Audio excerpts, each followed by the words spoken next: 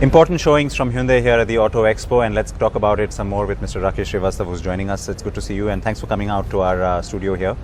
It is a very big deal, the Auto Expo, and we've already started to see the. Yes. I mean, it's hitting us already, isn't it? Thanks for the opportunity to interact with the NDTV viewers and also to the public at large.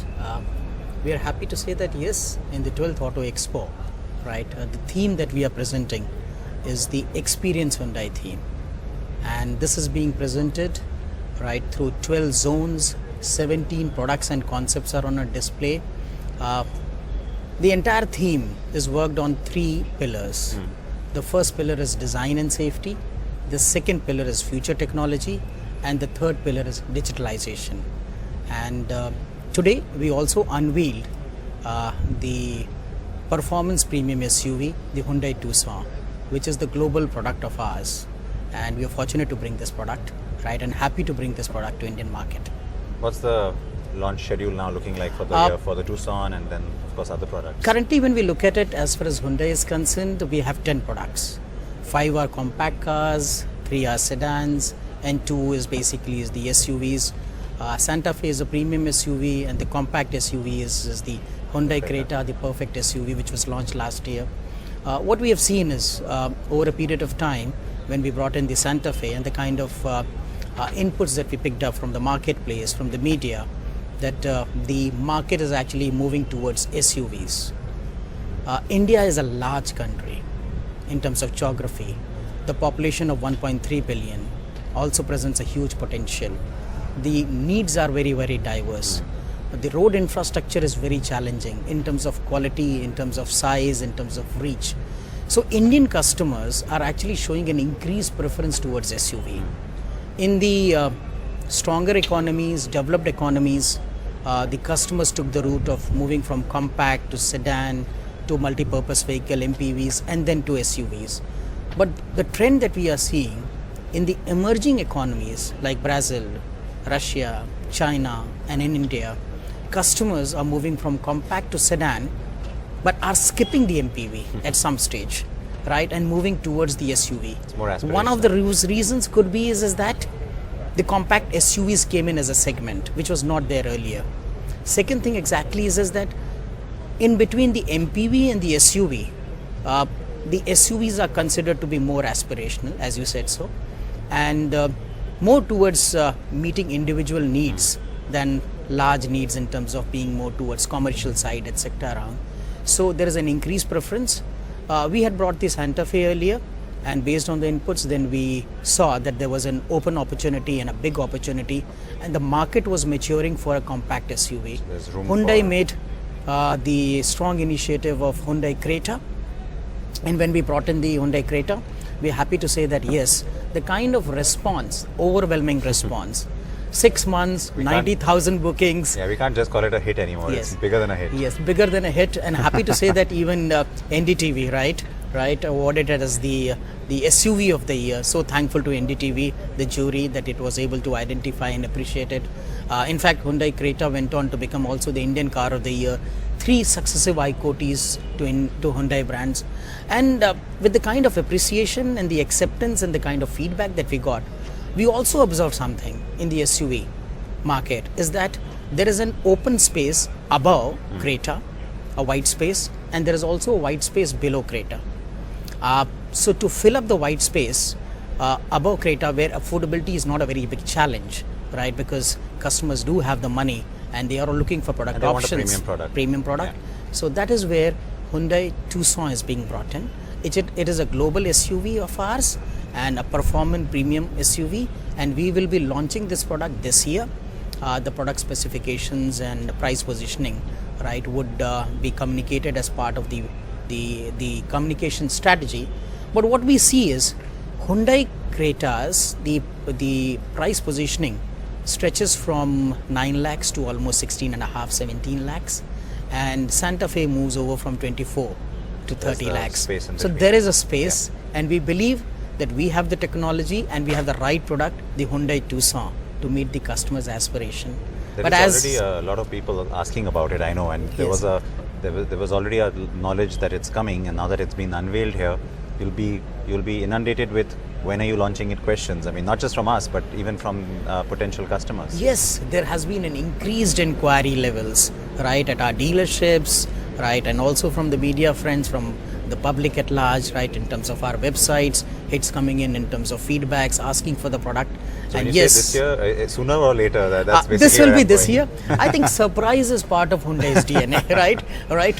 Yes. Nowhere in the media or anywhere there was a speculation or there was information that Hyundai would be bringing in another SUV, right, and that to Hyundai Tucson between the Creta as well as the Santa Fe. But we surprised the market. I think flexibility, right, strong innovation is our DNA, and that's what exactly we would like to.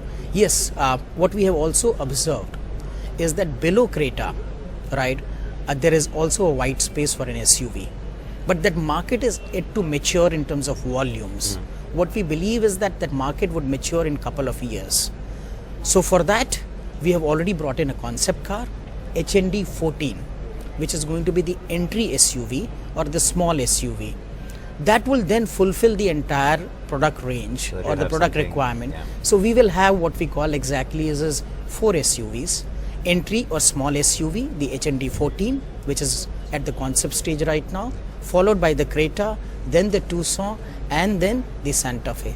So 4 SUVs for the Indian market, in addition to the compact and the sedan products that we have, so that we can continue to sustain our leadership position by growing in the marketplace. The Carlino concept, as you're talking about, that'll sort of be positioned alongside the i20 Active.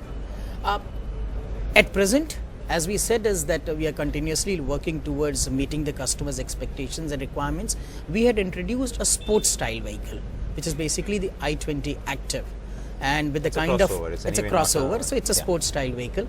And the feedback that we are taking in for the imagery of the product, along with the concept that we have brought in the HND 14, I think over a period of time we will develop it. The i20 space for Active both. will continue to exist, right, and it will continue to. In fact, in the crossover segment, as you say, or a sports style vehicle segment, say, it is the market leader as of now, and we You are see a lot happy of them to. now on the Yes. road as well. You definitely Yes. do. The anticipation around these new products, of course, is huge, and you've of course said that the Tucson will be this year. The new car, it could be called something else, may not be Carlino. Are you saying it's a 2-year time frame you're looking at? See, these names are basically concept names. sure. That's why I don't want to call it so, that, So, but so whatever that's it's where it called. is. These are concept names. For India, the concept name that we have kept is HND 14. This product would be worked upon with Hyundai engineering team of ours, which is Hyderabad based, 750 engineers, and they would play an increasing role. Even in the development of the Creta, the perfect SUV, they were involved. Their contribution was largely in terms of understanding the customer requirements, creating a global product. There, you could say, is something like 40 to 50% of involvement was there. But in case of HND 14, the small SUV, this role would be increased to role. something like 60 to 70%, because these are the places where, right, in fact, it would act as an export hub, right, as far as the SUV is concerned. Hyundai Creta is now being exported, and we've already got strong requirements from all over the world.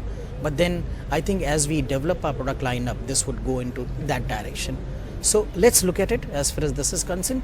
As you said, So you've announced an intent. I mean, it's now It's it's not a strong matter of intent. if, it's when. I'm saying it's a strong intent, right? It's a strong intent from Hyundai, Yeah. and we will bring in the product offering, right? And once we get the imagery right by way of the customer feedback, the media inputs, right, we'll work Sure. on this. You already have the huge volumes on the products that are in the market, and you're of course talking of bringing in these newer products. We are seeing some of your rivals doing similar things as well.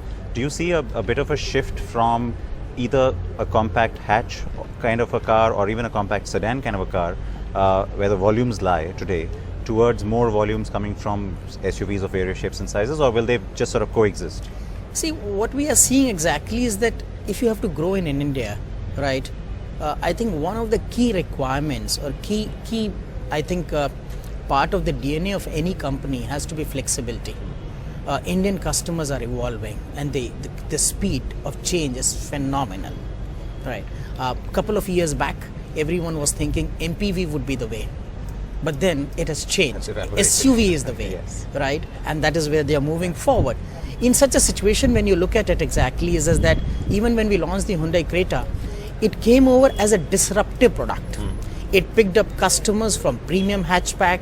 It picked up customers from the sedan segment, the entry as well as the premium sedan. It also picked up the customers from the SUV. So it acted as what we call is a very, very strong disruptive product. What we see is that yes, this would be the order of the day, right? And the strength of a company would be is how to manage a product lineup to avoid cannibalization. What is required is not too many products, 20 brands or so. What is required is brands which can continue to complement each other and have sustainable, profitable volumes. I think that is what is required, not having too many, right? And that is where we are continuously working towards it, that every model of ours, brand of ours, should have a purpose, should have a position, and should also have a perspective in terms of volume and also in terms of profitability. So that is what our challenge is. I think that is a challenge for the auto industry also. It's a big challenge, but I'm sure that you're up for it. The other talk about SUVs is always, in the past, they used to be synonymous with everything that was against the environment. Today we see a completely different side of SUVs because they become better in performance, Yes. they're more efficient, they're greener, and they're more compact too. So how much of that would you be sort of keeping in mind? Because there is a growing trend both from a policy as well as a public perception point of view towards now, greener vehicles in general. In India, we do talk always about pollution and emission levels, and there is new legislation coming as well. So how much of that goes into this in terms of either making sure you have a petrol option or making sure that you're also looking at future technologies or filters and things like that? As I said, the experience Hyundai theme, right, is on the 3 pillars, and one of them exactly is future technology. Yes, as automobile industry, I think we all are conscious of our responsibilities, and so is also Hyundai. We want a safer world, we want a happier world, and that's one of the strongest initiatives that we have taken as far as CSR initiative is concerned, is safe, right, and happy move. Yes, the government is mandating certain requirements in terms of emission as well as safety, and those requirements we are capable of meeting, Hyundai. When we export to 92 countries all over the world, as single largest exporter, 167,000 units exported last year, and for the last 17 years we're the largest exporters, and we would continue to work towards maintaining this leadership position. So we have the technology. What we are looking forward to is a roadmap, and as the roadmap emerges, let me tell you that yes, we will implement that roadmap because we have the product. It will call in for some additional investments, but then I think they will get realized with some amount of price increases in the petrol as well as diesel vehicles. We are fortunate to say that yes, as part of Hyundai is concerned, most of our products are having dual powertrain, that is basically the petrol as well as diesel options are there, other than the Eon and maybe i10 when you look at it. Otherwise, grand upwards, virtually every product of ours has petrol and diesel. In terms of our strategy also, when we were making the engine manufacturing plant, we also built up a flexible one there. As I said, flexibility has to be part of your DNA. So we can also produce the diesel engine on the same plant, right, on the same production line, and also the petrol. So we have the capacity, capability to do it, and we will meet the requirements. Yes, what we would look forward to is a roadmap, a policy which can further implementation of the investments that we bring in. Now that the minister has talked about 2020, advancing the Euro 6 deadline to 2020 instead of 2024, there has been this perception, and I know the media has fueled some of that perception, that automakers are unwilling to do it, or they are reluctant to do it, or they're incapable of doing it. So what you're saying is that that's a misnomer. I mean, if you have to do it, you will do it. I'm saying I can speak for Hyundai, Sure, right? I mean, I'm saying I'm is, asking about Hyundai and because you're when the we big speak player for anyway. Hyundai, I think when we're the second largest here, right, in domestic and largest in exports, right, I believe auto industry overall is a very, very responsible industry. When the contribution of the auto industry is almost around 7% of the GDP, millions of people employed directly and indirectly, I think it is a growth engine for the economy, right, and a very, very strong. When you have a prime minister who says is that, and who has given a vision to the country of make in India, right, I think that shows that yes, he has a very, very strong vision for the manufacturing, and auto industry comprises 40% of the manufacturing industry. So I think government is very supportive under the current leadership of our Prime Minister. And here, as far as Hyundai is concerned, we have been making in India for the last 17 years, exporting from India for the last 17 years. So I believe we are all responsible and we will implement the mandate, right? Whatever are brought in by the government in terms of emission, in terms of safety, or whatever mandate are. Yes, some support would be required. I think whenever you bring in investments, you're also looking at realization. You're also looking at a time frame for realization. You're also looking for growth. And there is an onus on the government to yes. announce that as part of that roadmap. Yes. So one thing that is would be required is the growth of the economy. I think as economy grows, right, customers come in, there are more and more number of people seeking more and more products, affordability is increasing with per capita income. So one of the key initiatives that would be required is to take initiatives, policy decisions in terms of bringing in growth to the GDP. We are fortunate, let me tell you, that yes, last couple of years some initiatives have been taken. Last year the Indian economy grew, the GDP grew at 7.3%. When you have a population of 1.3 billion people, a $2 trillion economy, I think that kind of a growth rate is very good, right? We need to sustain. Maybe some initiatives can be taken by the government. One of the initiatives could be is the rollout of GST. I think that could be a very, very strong initiative. To bring in investments, land reforms would be required, labor reforms would be required. If these initiatives are brought in, I can tell you, India would be a powerhouse in the world, a strong powerhouse. We are the 5th largest auto market in the world. I think the roadmap is far ahead. India promises a huge future, a big future, a strong future, a growing future. And we all will realize it, right? And we are working towards that. And Hyundai would play a very, very strong role. Today, when we look at it, right, as far as the auto industry is concerned, Hyundai, as far as global volume for Hyundai is concerned, Hyundai Motor India, we contribute 13%. There are 7 manufacturing locations which Hyundai has outside Korea, and we are now the 3rd largest. That shows the strength of Hyundai, and that shows the strength of Hyundai Motor India, right, where we are able to work towards this and act as a very, very strong export base. What we are looking forward to it, and what does it mean for Hyundai Motor India when our contribution is 13% to the global volumes of Hyundai, that India will continue to play a stronger role now in terms of development of products, in terms of branding of products. And these need not be just really small, compact, mass products. It could be larger products as well, bigger ones. We were able to have the global premiere of the Grand i10, the Accent, and the Elite i20 and the Creta. That shows the confidence of the parent in terms of creating global brands, in terms of also building up that quality level. Today, 3 of Hyundai products, Eon, the i10, the Elite i20, are ranked top in terms of IQS rating. That shows that we are in the top league in terms of quality. And that is the kind of what we call as commitment that we bring in. That we manufacture world-class quality and world-class design, and that's the reason our products are accepted and exported to 92 countries all over the world. So we'll continue to work. I believe India has a very strong potential. Hyundai will play a leading role. We need to sustain the growth, right, through bringing in strong initiatives. Our strategy to sustain the growth and to maintain our market leadership position would be to continuously bring in every year 2 new products, and the existing lineup that we have of 10 products, to refurbish them. Second thing is to work towards, right, realizing the modern premium, right, brand direction.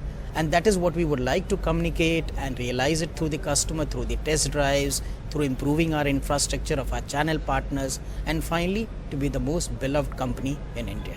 The 2 products for 2016, the first is the Tucson. What's the second one? The first is the Tucson. The second one would be again a surprise, but then yes, it would be basically a full model change of one of our existing products. I'm going to say Elantra, but I know you're not going to confirm that, but that's where I was going with this. One last point then, sir, before we let you go. The Make in India theme that you broached and of course championed today as a big manufacturer, it's safe to assume that these new products will also be all made here? Oh yes, all will be made That here. goes without saying. Oh yes, that goes out without saying, right? We are strongly committed to it. In fact, last year, our Prime Minister had visited South Korea. He had met the chairman of our corporation, and there were discussions around, and there was also discussions in terms of putting up an investment, an additional investment in India is concerned. Chairman had understood the request as far as this is concerned. The second thing is to invest in products. There are two capacities or capabilities any company should have. One is production capacity, and the second is selling capacity, marketing capacity. As far as investment towards manufacturing is concerned, it's largely one big investment, one at a time.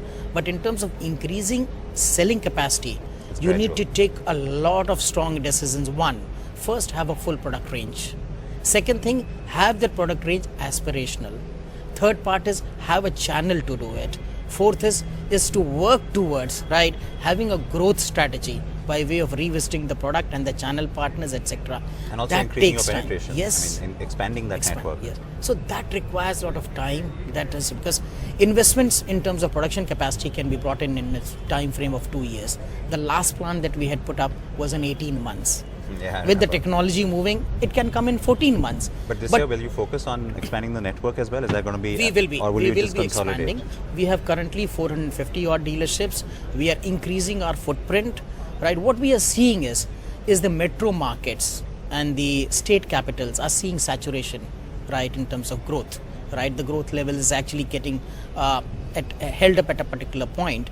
But the growth levels that we are seeing is far higher in the rural segment and what we call as tier 2 and tier 3 cities. And we'll be increasing our footprint in terms of reaching out to the customers. In addition to that, also upgrade options are the need of the hour.